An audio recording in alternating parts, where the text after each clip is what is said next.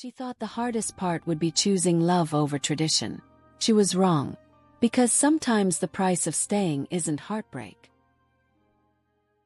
The coffee shop where Madame Kang had asked to meet was in Gangnam, tucked into a quiet side street between glass towers and luxury boutiques. It was the kind of place that cost $20 for an Americano and didn't have a line because the people who came here didn't wait. They had reservations. They had memberships. They had the kind of money that bought not just coffee but privacy, discretion, exclusivity. Ariana had never been here before, but she wasn't surprised that Madame Kang had chosen it. This was her territory, her world. She arrived exactly on time, not early, not late. Another small act of defiance, proving she understood the rules even if she didn't belong. Madame Kang was already seated by the window, backlit by morning sun that made her look almost ethereal. She wore a cream cashmere sweater and held a cup of tea between perfectly manicured hands. Ariana. She stood gracefully, offered a small bow. Thank you for coming. Your message said it was important. Please sit. Madame Kang gestured to the chair across from her. A server appeared immediately, as if summoned by thought rather than gesture.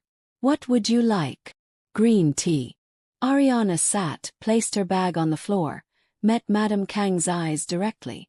Whatever happened here, she wouldn't look away first. The server disappeared. They sat in silence until he returned with Ariana's tea, poured it with the same precision Madame Kang herself had demonstrated in Busan, and vanished again. I imagine you're wondering why I asked to meet, Madame Kang said finally. I imagine you're going to tell me. A small smile touched Madame Kang's lips, there and gone. You're direct. I appreciate that. It makes this easier. Makes what easier? Being honest with you. Madame Kang set down her teacup, folded her hands on the table. I'm going to tell you things that will hurt. I'm going to offer you something that will insult you. And when I'm done, you're going to leave here and hate me. But you'll also leave here knowing exactly where you stand. Ariana's chest tightened, but she kept her voice level. I already know where I stand. Do you? Madame Kang tilted her head slightly.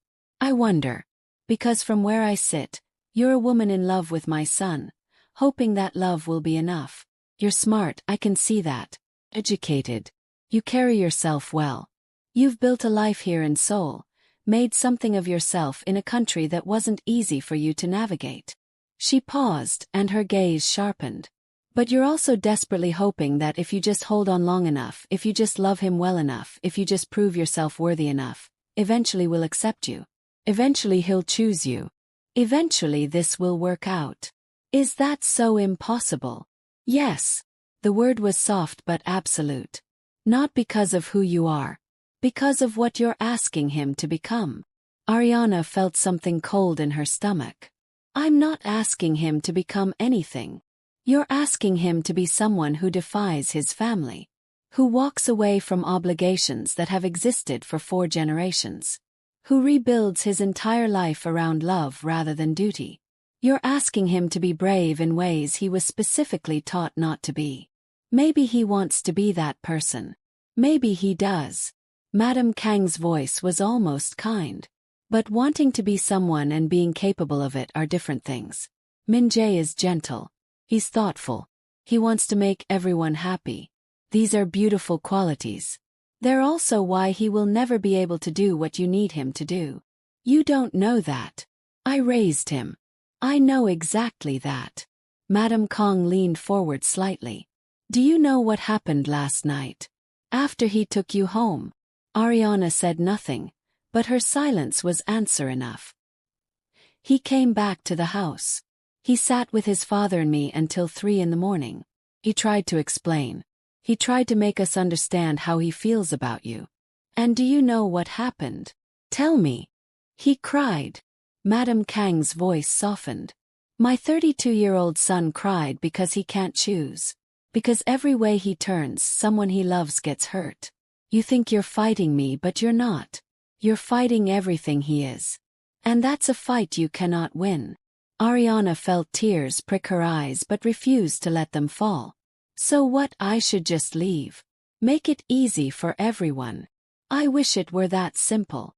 Madam Kang reached into her bag and pulled out a folder. Cream-colored, expensive paper. She placed it on the table between them but didn't open it. I'm going to make you an offer. And I need you to hear it completely before you react. I'm not interested in your money. This isn't about money. Not entirely. Madam Kang opened the folder. Inside were documents. Official-looking, dense with text. I've spoken with the board of Honsung International School. They're one of the most prestigious international schools in Seoul. They have an opening for an English department head, starting next term. The salary is triple what you make now. Housing, allowance, private healthcare, a work visa that would give you permanent residency status after 2 years. Ariana stared at the papers, her mind struggling to process. Why would you? Because I'm not a monster. Madam Kang's voice was firm. You've built a life here. You love Korea. Why should you have to leave just because you fell in love with the wrong man? This position is real. It's prestigious. It's exactly the kind of opportunity that would let you build the life you came here for. In exchange for what? For letting Min-jae go. The words were simple, direct. For ending your relationship. For giving him the space to do what needs to be done. There it was. Price. Wrapped in generosity, disguised as opportunity, but a price nonetheless. You want to buy me off. I want to give you a future. Madam Kang's voice was steady. One that doesn't involve destroying my son in the process. You think I'm being cruel, but I'm trying to be kind. To both of you. By bribing me to leave him. By offering you a way out that doesn't leave you with nothing. Madam Kang closed the folder, slid it across the table. Take this. Read it. Think about it. The position doesn't start until September. You have time. And if I say no? Madam Kang's expression didn't change, but something flickered in her eyes. Then things become more difficult. For everyone. Is that a threat? It's reality. Madam Kang stood, gathered her bag. You're not naive, Ariana. You know how this works. You know the kind of influence my family has. I'm not saying I would use it maliciously. But I am saying that if you force Min-jae to choose, if you make this a war between you and us. Pause. There are many ways to make someone's life in Korea uncomfortable. Visa complications, professional difficulties, social isolation. None of it obvious. None of it illegal. Just difficult. Ariana stood too, her hands shaking. You would do that. To me. For what? For loving your son. I would do anything, Madam Kang said quietly, to protect my child from making a choice that would destroy him. Even if he hates me for it. Even if you hate me for it. A mother's job isn't to be liked. It's to ensure her children survive their own hearts. She placed a business card on top of the folder. The school's director is expecting your call. You have until the end of the month to decide. After that. She adjusted her bag, her composure perfect again. After that, I'll assume you've chosen the difficult path. And I'll act accordingly. Madam Kang walked out of the coffee shop with the same grace she'd brought to everything. Elegant, controlled, devastating. Ariana sat back down. She stared at the folder on the table, at the business card with its embossed lettering, at the green tea that had gone cold in her cup. Around her, the coffee shop continued its quiet morning rhythm. Wealthy Seoulites having meetings, making deals, arranging lives with the same efficiency they brought to business transactions. She picked up the folder. The job description was real. Department head. Leadership role. A salary that would change everything about her life in Korea. She could finally afford a bigger apartment, could save money, could send more home to her parents. She could stop living month to month, stop worrying about contract renewals. All she had to do was give up the person she loved. All she had to do was become someone who could be bought. Her phone buzzed. Min-jae. Can we talk? Please. She stared at the message for a long time. Then she typed back. Your mother just offered me a job. Did you know? 3 dots appeared. Disappeared. Appeared again. Then finally. What? Meet me at my apartment. Now. He arrived 30 minutes later, disheveled in a way she'd never seen him. Hair uncombed, shirt wrinkled, eyes red-rimmed from exhaustion or tears or both. What did she do? He asked before he'd even fully entered her apartment. Ariana handed him the folder. She watched his face as he read, watched confusion shift to understanding, understanding to horror, horror to something that looked like defeat. No, he said finally, looking up at her. No. Tell me you're not considering this. Shouldn't I? Her voice was hollow. It's a good opportunity. Better than anything I could get on my own. It's a bribe. It's a job. Ariana. Don't. She held up a hand. Don't tell me what it is. I know what it is. The question is whether I'm wrong to consider it. Min-jae set down the folder like it burned him. Of course you're wrong. We love each other. We love each other in secret. Ariana's voice was tired. Love each other in your apartment.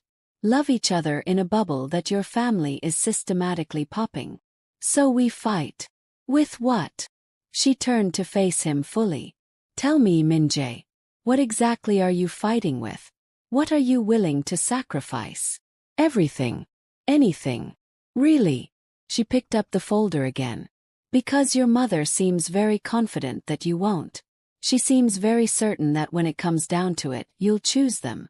And you know what? I'm starting to think she's right. That's not fair. Fair. Ariana laughed, a bitter sound. You want to talk about fair? Let's talk about how I met your parents and the woman they chose for you in the same week. Let's talk about how you left me alone with them while you ran after her. Let's talk about how you cried to your parents about your impossible choice, but you haven't once asked me what this is costing me. I know what it's costing you. Do you? She was angry now, really angry for the first time since this had all started. Do you know what it's like to be in love with someone who won't claim you? To sit in a room with his parents while they treat you like a problem to be solved. To watch him comfort another woman, the right woman, the chosen woman, while you go home alone. Seo-rin is not. I don't care about Seo-rin. Ariana's voice cracked. I care about you. Care about us. But I'm starting to wonder if there is an US. Or if there's just you, feeling guilty, and me, hoping you'll be someone you're not. Min-jae stared at her, stricken. That's what you think. That I'm just feeling guilty. I think you love me, Ariana said softly. But I think you love the idea of being the kind of man who would choose love over duty more than you actually want to do it. The silence that followed was crushing. I need time, Min-jae finally said. To talk to my parents. To figure this out. How much time? I don't know. A week. A month. A year. Ariana's voice was breaking. Because your mother gave me until the end of this month to take her offer. After that, she implied very clearly that my life here would become difficult. So how much time do you need to decide if I'm worth protecting? That's not what I'm. Yes, it is. She was crying now, couldn't stop. It's exactly what you're deciding. Whether I'm worth the cost. Whether what we have is worth fighting for. And every day you don't decide, you're actually deciding. You're choosing them by choosing nothing.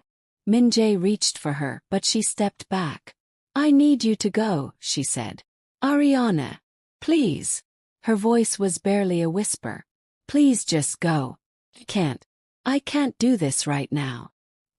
He stood there for a moment longer, looking like he wanted to argue, to fight, to do any of the things he should have done weeks ago. But in the end he did what he always did. He left quietly, gently, without making a scene. And Ariana was alone. That night, she couldn't stay in her apartment.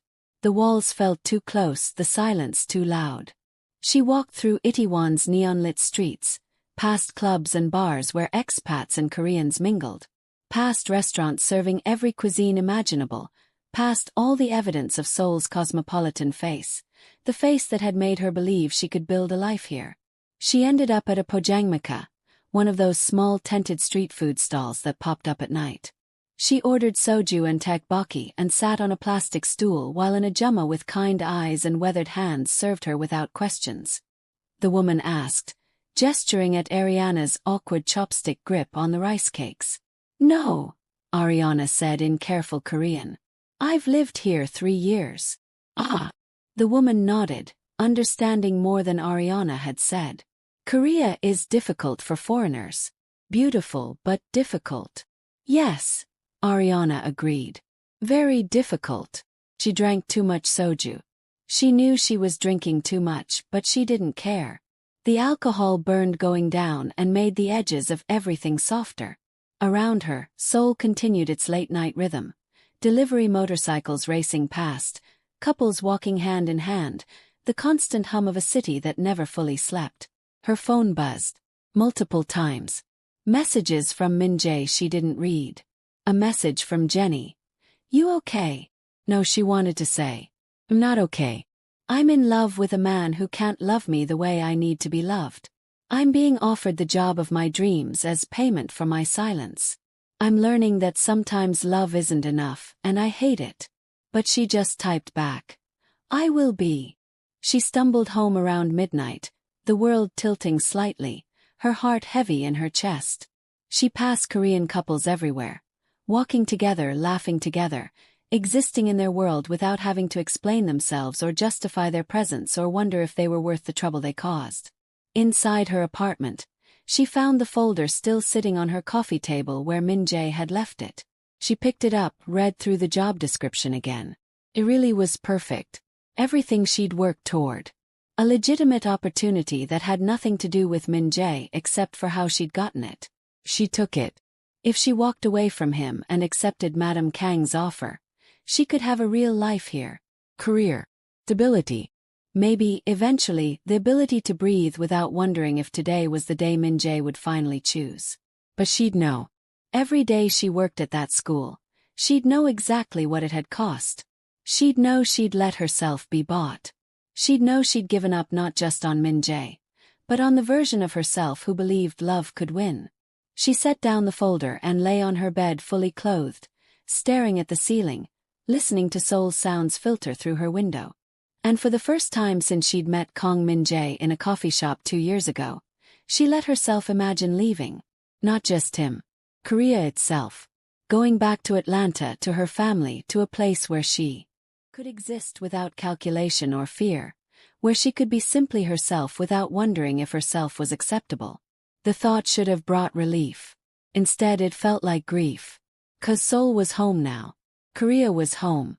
And losing Min-jae would hurt, but losing Korea, losing the life she'd built, the language she'd learned, the person she'd become, that would break something in her that might never fully heal. She fell asleep with tears drying on her face and her phone buzzing with messages she couldn't bring herself to read. Outside, Seoul glittered and hummed, beautiful and foreign and cruelly, impossibly complex. And somewhere in Songbuk-dong, in a traditional house worth more than Ariana would earn in a lifetime, Madam Kang likely slept peacefully, confident that she'd set in motion exactly what needed to happen. Because mothers protected their children. Even when their children's hearts were breaking. Even when protection looked like destruction.